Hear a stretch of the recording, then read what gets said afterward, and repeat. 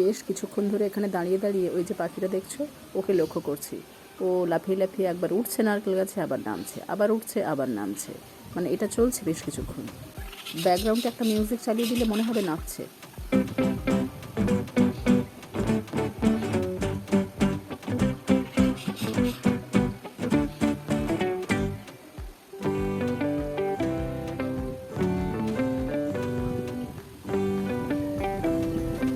আর ব্যাকগ্রাউন্ডে যারা খুব তীক্ষ্ণ আওয়াজে ডেকে যাচ্ছে তারা আর কেউ নয়, পেঁচা মহারাজ। কাঁঠাল গাছের পাশেই এই যে আম গাছে, ওই দেখছো পেঁচা মহারাজ বসে আছে কেমন করে।